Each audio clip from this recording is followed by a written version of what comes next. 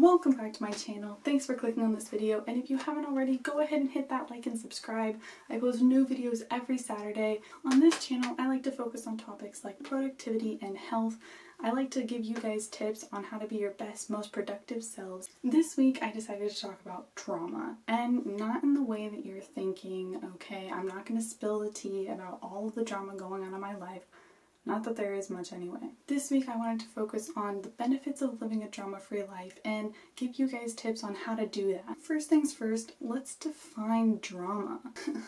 I need my list. I define drama as gossip, lying, hiding the truth, verbal fighting, physical fighting, passive aggressiveness, ignorance, controlling, humiliating, manipulating, cheating, stealing, betraying, hypocrisy, and whatever else you want to add to that long list. All of these, and probably a lot more, are considered to be drama. The way I define these actions is they are unnecessary, negative, confusion-causing actions. We all have someone, or maybe even multiple people in our lives, that either cause drama or attract it like crazy.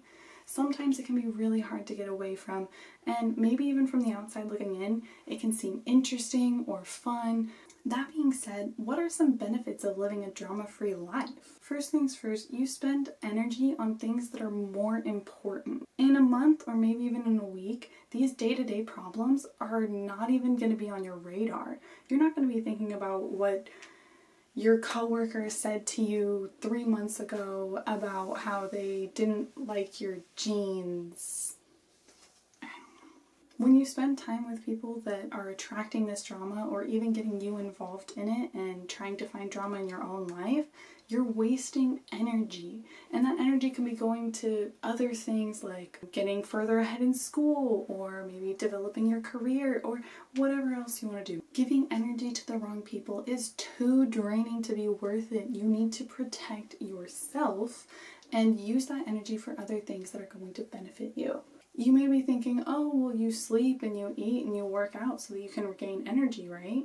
Yes, but when a person becomes draining in your life, it makes all of those efforts obsolete.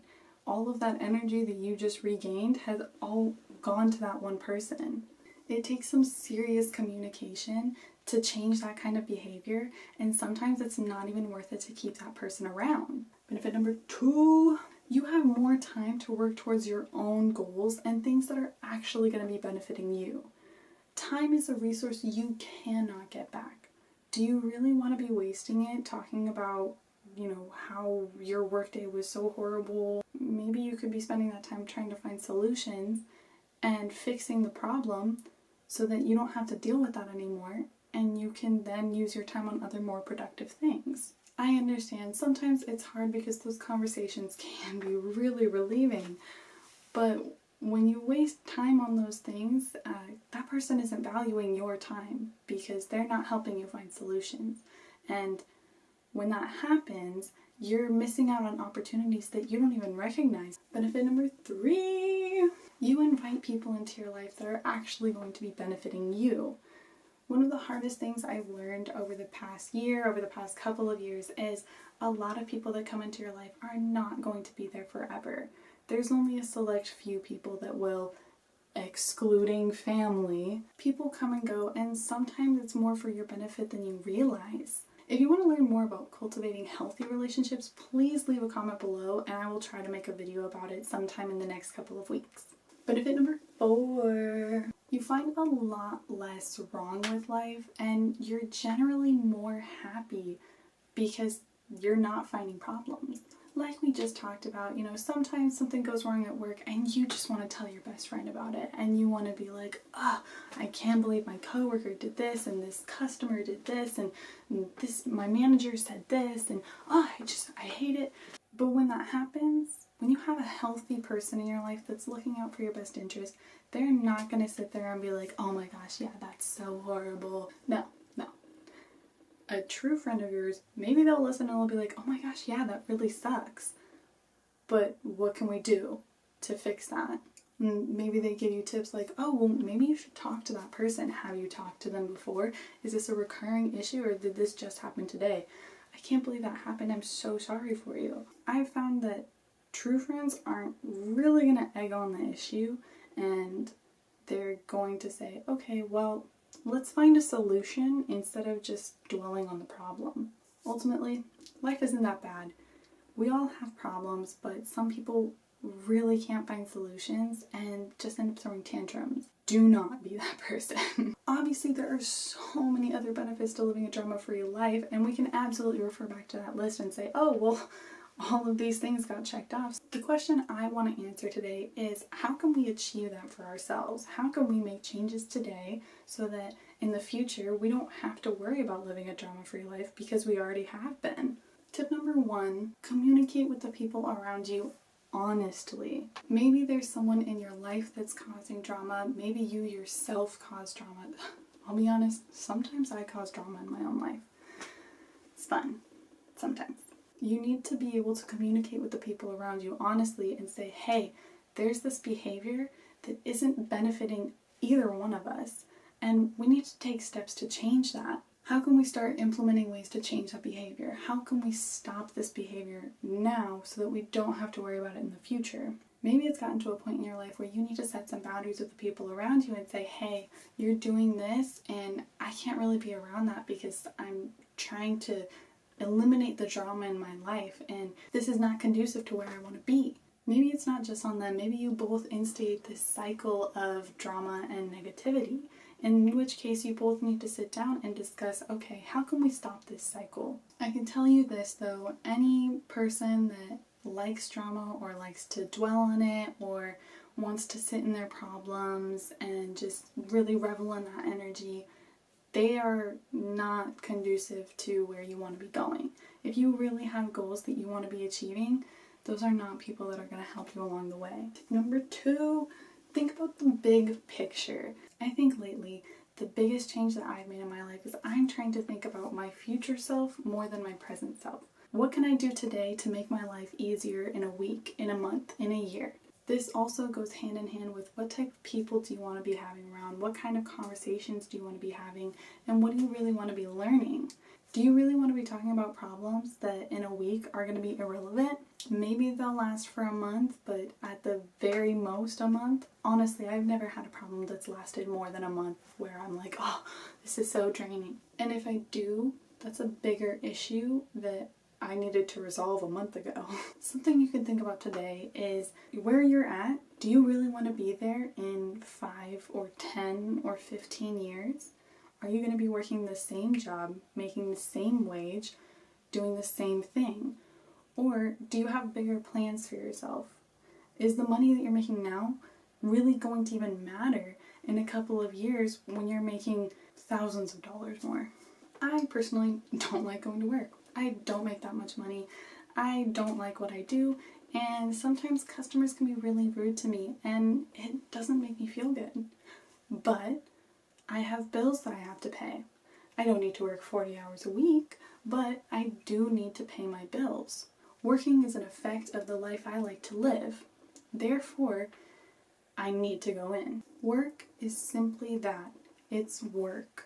It's to pay bills, it's to give you money so that you can go hang out with your friends, go to a bar, maybe you don't like going to a bar, so you go play golf, or you go go-karting, or maybe you like to go skydiving. Whatever you like to do with your time, most of the time it costs money. Time costs money, activities cost money, and what you need to be doing to achieve those things, what you need to be doing in order to pay for those things, you need to work. Do you really want to be giving energy to a job that in 10 years you aren't even going to be really thinking about? Or maybe you will think about it and you'll say, man, I can't believe I went through that. Tip number 3, try to care a lot less, and I mean a lot less, about the opinions of others. I said this in one of my other videos, opinions are like assholes. Everybody has one, and most of the time they stink. So why do you really care? Lots of people like to give their opinions on things because they think that they have knowledge on your situation based on their past life experience. Or maybe they just like talking, so they want to give you their opinion on something they have no experience with. Either way, people like to give opinions. Whether or not you take those opinions into consideration is up to you. If I were to go to a soccer coach or a marketing professor and say, hey, I want to get better at this sport, or I want to get better in this subject. Their advice would mean a lot to me because they're professionals in that field.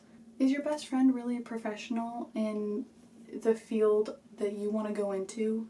Does your family really have all that knowledge on what you want to be doing? Or are they just giving you an opinion because they're giving you an opinion and they don't want to see you fail because maybe if they tried, they would?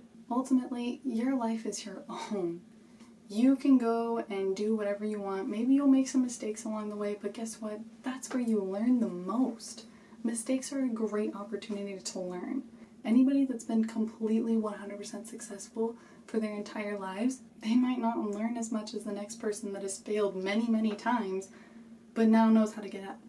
And, I mean, it builds character. Tip number 4. I think this one can be the most important tip, and if you take nothing else from this video, I hope you take this. Identify toxic relationships and rid them of your life. The main point here is to know who you have in your life and really know them at a core level. Sometimes people come into our lives and they are healthy people at the time, but the changes that they make along the way of the time that you guys know each other, they no longer become a healthy person in your life, and you may have to take a step back from them or set some healthy boundaries and say, hey, I can't be around you when you're doing this. These conversations can be really hard sometimes, and I've definitely had some conversations like that. It's not pleasant, and ultimately, right now, you are having to benefit yourself, and you're having to put yourself first and say, I just can't have this in my life. It's not conducive for where I want to be going. One way to really identify this is if you're having to make excuses for people on a regular basis for consistent behavior.